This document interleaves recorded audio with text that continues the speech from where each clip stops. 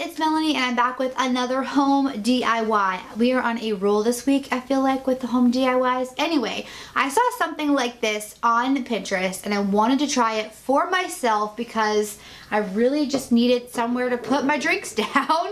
Because I do have side tables, but they're not very large. And the thought of one of these guys, a table behind my couch, just really appealed to me, just to like stick stuff on. So we decided to try to make one. We came up with a plan, really super simple. I think we paid, what, $2 for lumber, babe? Like for, on the discount pile, they have like a discount pile at Home Depot. You can find it in the back.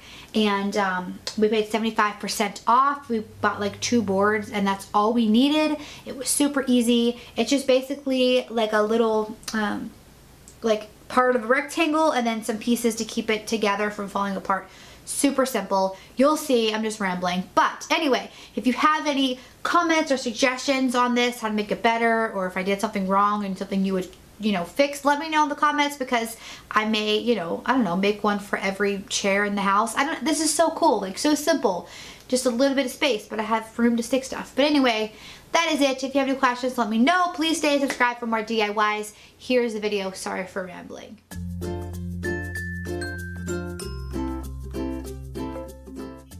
Here is an up-close look at how this turned out. I love this. It is both the height and the width of my couch. So you want to take those 2 measurements with you to Home Depot, and you can bring the wood home and cut it, or you can actually have them cut it for you there for free. Fun fact. You can also look for the wood pile that has the purple stripes painted on it in the back of the store. That is the discount wood pile. It may have some flaws, but it's 75% off. So look, take a good look, find something you might want to use. That's what we found.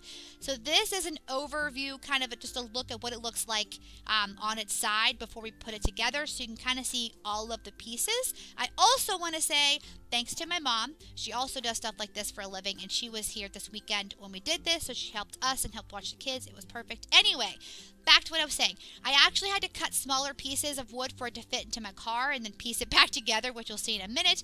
And here's a look at the corner. I just took a rectangular piece so I can drill holes and screw it together like this, instead of getting anything fancy to piece it together, because I mean it's hidden behind the couch, so I didn't want to do anything fancy. I wanted to do the cheap, easy way.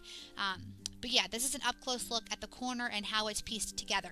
The middle pieces, I did have to cut them because I could not fit that long of a piece in my car.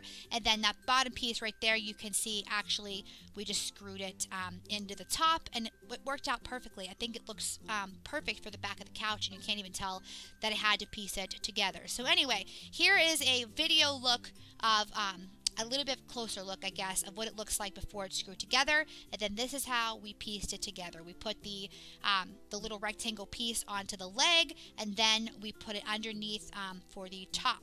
And then you just have to sand it together, make it really smooth after it's pieced together, of course, and then you can stain it any color that you want. We went with the vinegar steel wool thing going on. I don't know, I like the vinegar steel wool stain. You can stain it any color you want, of course, or not stain it, but I do recommend putting a top coat on, like this spray polyurethane. I put this on everything, because especially if you're going to use it for drinks, because it will get, you know, rings, like drink rings everywhere. But just spray the crap out of it with this. I promise you will not regret it.